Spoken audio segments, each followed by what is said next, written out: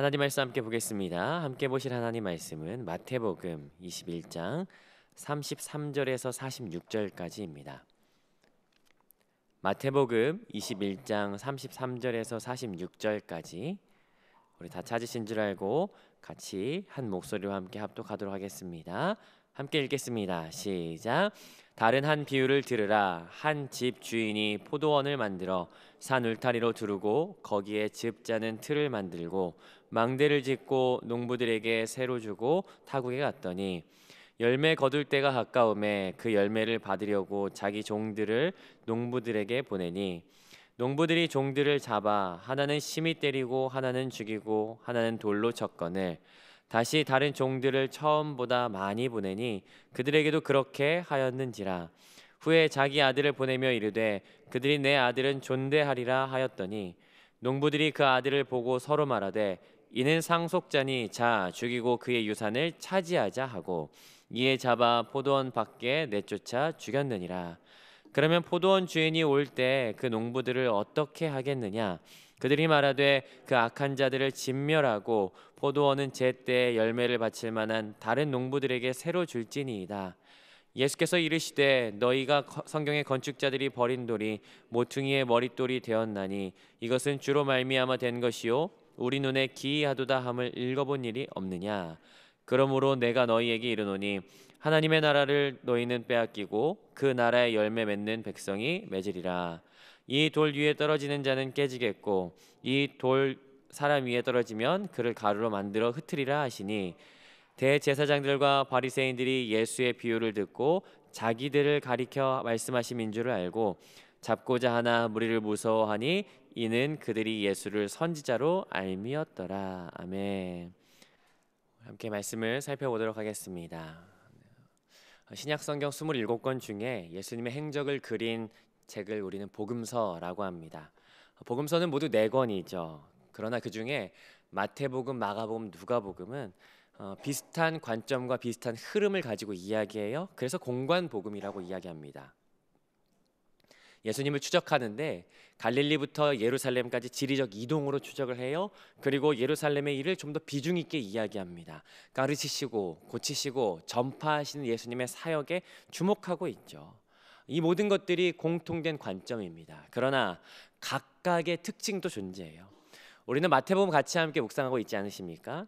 마태복음만 가지고 있는 특별한 것들이 있어요. 그 중에 아주 독특한 것 하나만 꼽으라고 한다면 아마 교회를 꼽을 수 있을 것입니다. 왜냐하면 복음서 중에 교회라고 하는 단어가 등장하는 것은 마태복음밖에 없어요.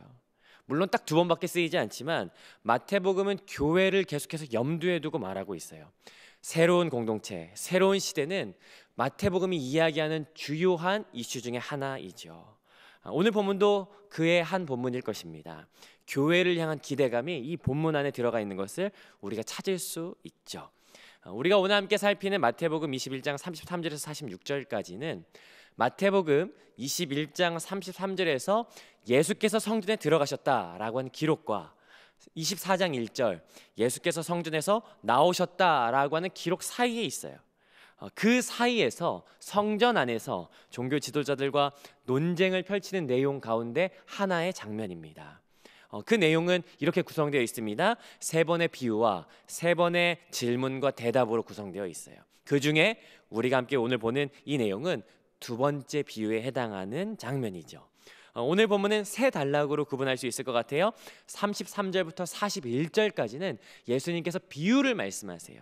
그리고 그 다음 44절까지는 그 비유를 해설해 주시고요. 마지막 45절부터 46절까지는 그에 대한 종교 지도자들의 반응이 그려져 있습니다. 오늘 이 내용을 첫 번째 단락부터 같이 함께 살펴보면 좋겠습니다.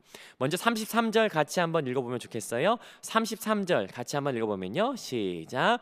다른 한 비유를 들으라. 한 집 주인이 포도원을 만들어 산 울타리로 두르고 거기에 즙자는 틀을 만들고 망대를 짓고 농부들에게 새로 주고 타국에 갔더니 자 이제 2번째 비유가 시작돼요. 어떤 집주인이 있었습니다. 그런데 그 집주인이 포도원을 만들었어요. 여러분 이런 이야기는 여러분 익숙하실 거예요. 집주인, 포도원 나오는 이야기요. 여러분 이러한 소재를 가지고 성경 가운데 굉장히 많이 이야기가 등장합니다. 시편 80편, 예레미야 2장, 에스겔 19장 등에서 등장합니다. 마태복음만 해도 벌써 세 번째 등장하는 포도원 주인 이야기예요. 자료를 찾아보니까 이런 이야기들은 당시의 사람들에게 정말 친숙한 이야기였다고 이야기하더라고요. 마치 우리가 옛날에 토끼와 거북이가 살았습니다 라고 한다면 아, 토끼와 거북이 달리기 이야기구나 라는 거 우리가 잘 알아요. 그처럼 포도원과 주인 이야기하면요, 그 사람들 딱 알았답니다. 아, 하나님과 이스라엘 백성 이야기구나 라는 거 바로 알았다는 것이에요. 그러나 여러분 아시죠? 때로는 뻔한 이야기가 뼈 아프게 들릴 수가 있어요. 예수님은 이 이야기들을 종교 지도자들에게 너희 이야기야 라고 하는 것을 이미 염두에 두시고 말씀하시는 거예요. 왜냐면요, 여기 보시겠습니까? 포도원을 만드는데 무엇을 만듭니까? 울타리를 세우고 포도즙틀을 만들고 망대를 지었어요. 어떤 사람들은 그랬을지 몰라요. 아, 울타리만 있어도 되는데 포도즙틀도 있고 망대도 있네. 야, 이거 규모가 꽤 큰 과수원인가 보다 라고 했을지도 모릅니다. 그러나 예수님께서는 이거 치밀하게 계산하신 거거든요. 왜냐하면 포도원과 주인 이야기 굉장히 많아요.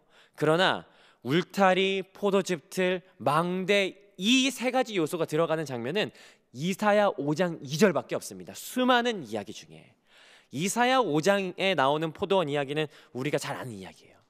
포도원을 만들었는데 들포도를 맺어요. 그래서 주인이 다 헐어버리겠다, 그런 내용의 이야기예요. 그런데 문제는 뭐냐면요, 당시에 이 이사야 5장에 있는 포도원 이야기는 그 당시 사람들이 이 부패한 성전에 대한 사람들의 이야기로서 이해하고 있었던 이야기였던 거예요. 그러므로 이 뻔한 이야기는 이들에게 돌아갈 뼈아픈 이야기가 될 것입니다. 아무튼 주인이 있었어요. 그런데 그 주인이 어떻게 합니까? 농부들에게 그 포도원을 새로 주고 타국으로 갔다라고 이야기를 해요. 책들을 보니까 이런 일들은 비일비재했다라고 이야기하더라고요. 부자나 외국인들이 소장민들을 두고 포도원을 맡긴 다음에 그냥 멀리 떠나버리는 거예요. 그리고 주인 반, 그리고 소장민 반 이렇게 배분해가지고 포도원을 운영했다라고 이야기하죠. 근데 여기 지금 보면요, 포도원을 처음 만든 거예요. 지금 예전에 저희 집 옆에 포도원 있었거든요. 여러분 혹시 아십니까? 상품이 될 만한 포도를 수확하기까지 얼마나 걸리는지 꽤 시간이 걸려요. 그래서 찾아보니까 4년 정도 걸린다고 하더라고요. 그렇다면 이 4년이라는 기간 동안 꽤 넓은 포도원을 유지하고 임금을 주고 이것을 지켜나가는데 굉장한 비용이 들었을 겁니다. 그러므로 우리는 알 수 있어요. 이 주인은 굉장한 부자였겠구나 라는 거죠. 자, 그리고 기다리던 수확의 때가 되었습니다. 그러자 주인은 농부들에게 자기의 종들을 보내죠. 34절부터 35절까지입니다. 같이 한번 읽어보겠습니다. 시작. 열매 거둘 때가 가까움에 그 열매를 받으려고 자기 종들을 농부들에게 보내니 농부들이 종들을 잡아 하나는 심히 때리고 하나는 죽이고 하나는 돌로 쳤거늘. 여기 종들을 보낸 이유는 분명해요. 여기 써있죠. 열매를 받으려고. 사실은 여기는 드러나진 않지만 정확하게 직역한다면 자기에게 속한 열매를 받으려고 했다는 것이에요. 이게 주인의 열매예요. 그렇기 때문에 당연히 종들을 보내죠. 여기 흔히 종이라고 한다면 우리는 일반적으로 옛날을 생각하면서 천박하거나 아니면 비천한 사람들을 우리가 종이라고 생각합니다. 그러나 1세기에 있었던 문헌들을 찾아보면요, 종이라는 사람들은요 하찮은 사람들이 아니라 오히려 이 사람들은 전문적인 직종이었던 것을 알 수 있어요. 마치 어떤 조직에서 대표의 일을 돕기 위해서 유능한 비서를 두는 것처럼 가정과 기업을 운영하기 위해서 신실하고 책임 있고 능력 있는 종들을 두었던 것이에요. 여기 말하는 종들은 그런 종들입니다. 그리고 그 종들은 방금 열매라고 하는 것처럼 34절에서 그에게 속해 있는 종이었어요. 주인에게 속해 있는 종이었어요. 강조되어 있습니다. 주인의 뜻과 주인의 마음을 잘 전달할 종, 그런 종들을 포도원에 보내는 것입니다. 35절에 의한다면 여기 보낸 사람은 세 사람이지 않았을까 싶어요. 그러나 종들이 도착했을 때 갑자기 농부들의 태도가 심상치가 않습니다. 어떻습니까? 35절 보니까 먼저 종들을 붙잡았어요. 여기 붙잡았다라고 하는 말은 람바노라고 하는 단어를 가지고 있거든요. 굉장히 거칠게 막 험하게 다루는 것을 이야기해요. 그러면서 어떻게 하냐면 한 명은 때리고 한 명은 죽이고 한 명은 돌로 쳤죠. 그래서 3명인 것으로 추측을 해볼 수 있습니다. 자, 그러자 이런 일들이 벌어지자 주인은 그 이후에 어떻게 하냐면요, 36절인데 36절 같이 한번 읽어봅니다. 시작. 다시 다른 종들을 처음보다 많이 보내니 그들에게도 그렇게 하였는지라. 이전보다 더 많은 종들을 보냈어요. 그러나 결과는 동일했죠. 어땠습니까? 그들도 험하게 다루고 똑같이 때리고 똑같이 죽이고 똑같이 돌로 쳤습니다. 여러분, 일반적으로 여기에서 주인이 보낸 종들은 선지자로 해석되어집니다. 성경에 보면 하나님께서는 당신의 마음과 당신의 그 뜻을 품은 선지자들을 사람들에게 보내셨죠. 그러나 여러분 아시겠지만 사람들은 선자를 때리고 돌로 치고 죽였어요. 열왕기하 24장에 보니까 스가랴 선지자는 돌에 맞아서 죽었어요. 예레미야 20장에 보니까 예레미야는 매를 맞기도 했어요. 이세벨 때에는요, 얼마나 많은 선지자들이 죽임을 당했습니까? 이 내용을 가지고 전통적인 해석은 이렇게 이야기합니다. 먼저 보냈던 세 명의 선지자는 이사야, 예레미야, 에스겔 대선지서의 선지자로 보기도 합니다. 그리고 그 다음 더 많이 보낸 선지자들은 소선지서인 12명의 소예언서의 선지자들로 이야기하기도 하죠. 물론 연대가 맞진 않지만 아무튼 많은 선지자들이 왔어요. 그러나 농부들은 달라지지 않았죠. 그러자 이제 주인이 어떻게 합니까? 37절입니다. 37절 같이 한번 읽어봅니다. 시작. 후에 자기 아들을 보내며 이르되 그들이 내 아들은 존대하리라 하였더니, 후에라고 하는 말은 비스테론이라고 하거든요. 마지막으로 라는 뜻을 가지고 있어요. 그러니까 어떤 의미입니까? 이제 진짜 마지막으로, 이제 마지막 기회다 라고 하는 거예요. 그러면서 자기 아들 보내기로 하는 거죠. 여기에다가 마가복음은 그의 사랑하는 아들이라고 하는 말을 한마디 덧붙이면서 좀 더 애틋하게 이야기를 했어요. 자, 누구를 보냅니까? 자기와 같은 존재, 자기의 분신과도 같은 그 아들을 보내는 것이에요. 아들은 나와 같으니까 당연히 나와 같은 이 아들을 존대하겠지, 존중하겠지라고 하는 기대를 가지고 보냈습니다. 예수님께서 말씀하시는 그 아들은 누군지 분명하죠. 여러분, 히브리서 1장 1절에서 2절엔 이렇게 기록되어져 있어요. 옛적에 선지자들을 통하여 여러 부분과 여러 모양으로 우리 조상들에게 말씀하신 하나님이 이 모든 날 마지막에는 누구를 통하여? 아들을 통하여 말씀하셨으니, 여러분 누구를 말하는 거예요? 이 보낸 아들은 예수님을 지칭하는 것이에요. 그러나 이 농부들의 반응은요, 38절부터 39절에 나타나는데 불행히도 이렇습니다. 38절 39절 제가 읽어보면요, 농부들이 그 아들을 보고 서로 말하되 이는 상속자니 자 죽이고 그의 유산을 차지하자 하고 이에 잡아 포도원 밖에 내쫓아 죽였느니라. 아들을 보고 어떻게 합니까? 잡아 죽여요. 여기 잡다라고 하는 말은 35절에 종들을 향해서 잡다라고 하는 말과 똑같은 말이에요. 험하게 거칠게 다루는 것이죠. 마치 종들과 다름없이 똑같이 대했다라고 하는 것을 보게 됩니다. 그리고 결과적으로는 죽여버립니다. 혹시 그런 생각했을까요? 이 상속자만 죽이면 포도는 우리가 가질 수 있을 거야. 아니면 아들 보낸 거 보니까 주인에게 무슨 문제가 있구나, 아픈가 보다 라고 하면서 이 주인의 아들을 그렇게 죽이지 않았을까요? 아무튼 이야기는 여기에서 끝이 나게 되죠. 그리고 두 번째 단락이에요. 40절부터 44절까지 예수님께서는 이 이야기 마치시고 종교 지도자들에게 질문하십니다. 40절 이렇게 질문하십니다. 같이 한번 읽어보겠습니다. 시작. 그러면 포도원 주인이 올 때 그 농부들을 어떻게 하겠느냐? 그러자 종교 지도자들이 41절에 대답합니다. 41절은 사실 세번역이 번역을 좀 더 잘했거든요. 제가 41절 읽어드릴 테니까 눈으로 한번 여러분 따라와 보시죠. 41절 제가 읽어봅니다. 세번역이에요. 그들이 예수께 말하였다. 그 악한 자들을 가차없이 죽이고 제때에 소출을 바칠 다른 농부들에게 포도원을 맡길 것입니다. 종교 지도자들이 대답하는 것이에요. 근데 여기에서 약간 종교 지도자들이요, 흥분한 것 같아요. 그 악한 자들을 가차없이 라고 하는 이 단어를요, 원어로 읽으면 어떤지 아세요? 한번 들어보세요. 카쿠스라고 한대요. 카쿠스. 이거 좀 이상한가요? 이걸 약간 우리식으로 번역을 하자면 약간 흥분한 것 같은 느낌이에요. 확, 야 그냥 가만두면, 이런 의미인 것 같아요. 막 이런 의미, 무슨 그렇게 말하면서 농부들 다 죽여야죠 라고 하면서 약간 이입하면서 흥분한 것 같아요.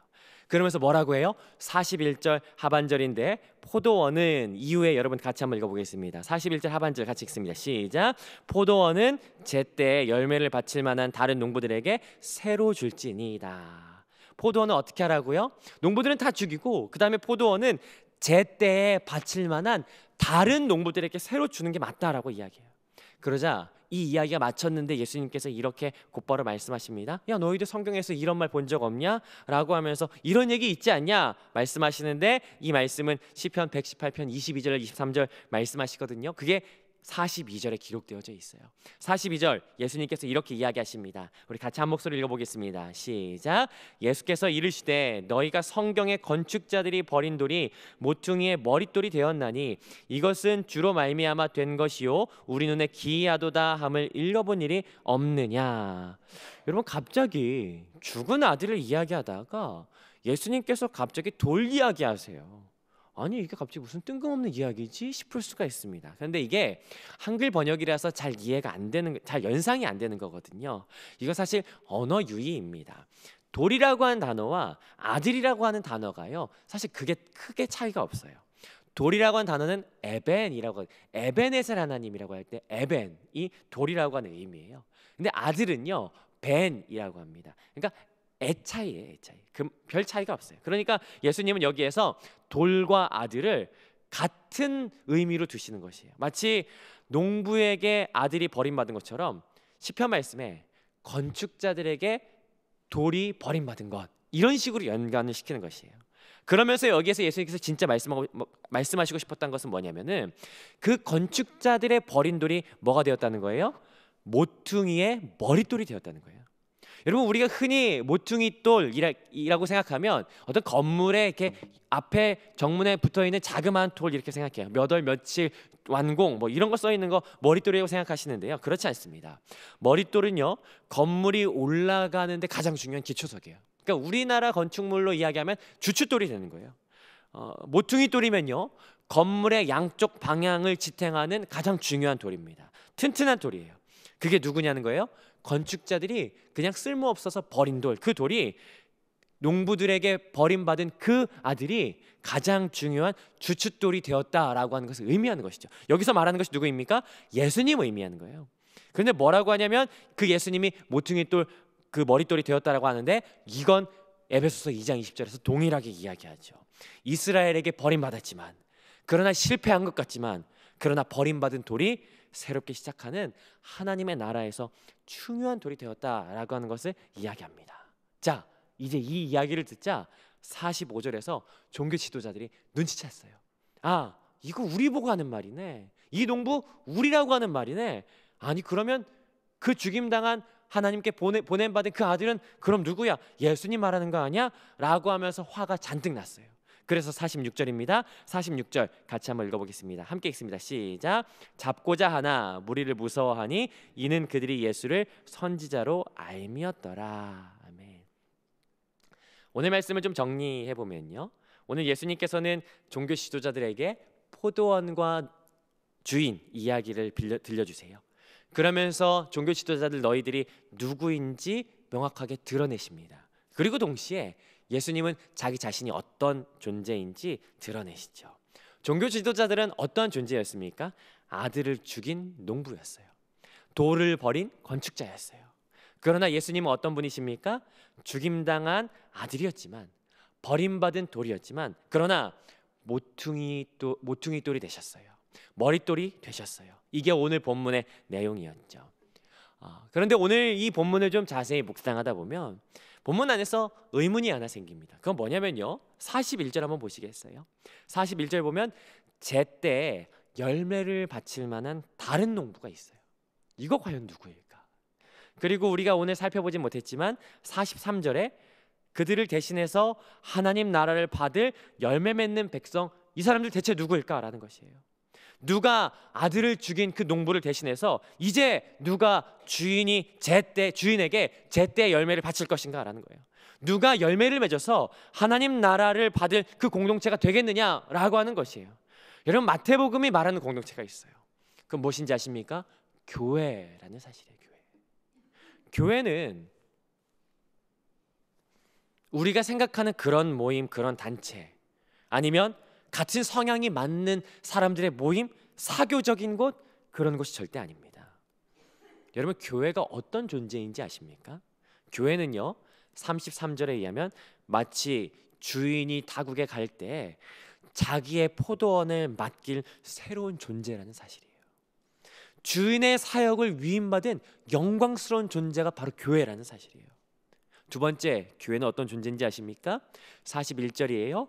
교회는 제 때가 될 때, 마침내 그 추수할 때가 되었을 때 주인에게 열매를 바칠 수 있는 충성되고 신실한 자들이 교회라는 거예요.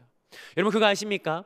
하나님께서는 열매를 찾으십니다. 엊그제 무화과 나무 비유 보지 않으셨습니까? 무화과 나무 앞에서 예수님 뭐라고 이야기하냐면요, 시장하셨다라고 이야기해요. 물론 정말 시장하셨겠죠. 그러나 이 표현은 이렇게 해석될 수 있어요. 예수님께서 열매가 고프신 거예요. 열매를 찾으시는 거예요. 열매를 원하시는 것이에요. 예수님은 우리에게 열매를 찾으시는 분이세요. 무화과 나무 앞에서 계속해서 열매를 찾으셨던 것처럼 우리에게 때가 되었을 때 열매를 받기 원하시는 분이 예수님이시다라고 하는 것이에요. 교회는 그 주님 앞에 제 때가 되었을 때 열매를 드릴 수 있는 충성된 일꾼입니다. 세 번째로, 교회는요, 모퉁이 돌이 되신 예수 그리스도 위에 지어진 존재들이라는 사실이에요. 언뜻 보면 우리 교회들은 살아가면서 매일 연약한 것 같아요. 그러나 여러분 기억하십시오. 건축자들이 쓸모없다고 버렸지만 모퉁이 돌은 결코 연약하지 않아요. 모퉁이 돌은 결코 약하지 않습니다. 여러분 혹시 그거 아십니까? 예루살렘 성전에 모퉁이 돌이 발견됐는데요, 그 모퉁이 돌은 우리가 생각하는 것처럼 자그마하고 보잘것없지 않습니다. 그 성전의 모퉁이 돌을 아마 연상하고 마태복음, 에베소서 2장 20절은 기록되었을 거예요. 길이만 17m예요. 무게가 57톤입니다. 그 무엇보다 세워진 단단한 반석이에요. 그 무엇보다 가장 튼튼해요. 그 위에 세워진 자들이 바로 교회들이에요. 그 단단한 기초 위에 세워진 자들이 교회라는 사실이에요. 그러므로 우리는 절대 연약하지 않습니다. 절대 보잘것없고 초라하지 않습니다. 우리는 죽은 것 같으나 살아있는 자요, 무명하나 유명한 자라는 사실이죠. 그러므로 오늘 우리가 부르심 받은 교회들로서 당당하게 살아가지 않으시겠습니까? 우리의 정체성이 여기에 있습니다. 우리는 영광스러운 자요, 제 때에 주인에게 열매를 드릴 충성된 자이며, 우리는 연약해 보이는 것 같지만 그리스도라고 하는 단단한 반석 위에 지어진 살아있는 자들이라는 사실이죠. 주님께서 우리를 교회로 부르셨습니다. 주님께서 우리를 영광스럽고 충성되고 강한 자들로 우리를 부르셨다라는 사실이에요. 그러므로 오늘 우리가 살아갈 때 그 단단한 반석이신 예수님 위에서 함께 지어져 가십시다. 오늘 마태복음이 이야기하는 그 교회, 주인의 마음을 시원하게 하고 이미 못된 농부와 다른 새로운 존재들로서 하나님 앞에 인정받고 착하고 충성된 종이라 인정받는 그러한 종들로서 서시는 저와 여러분들이 되시기를 주님의 이름으로 축복합니다. 교회로서 오늘도 영광스럽게 주님 안에서 살아가시는 저와 여러분들이 되시기를 주님의 이름으로 축복합니다.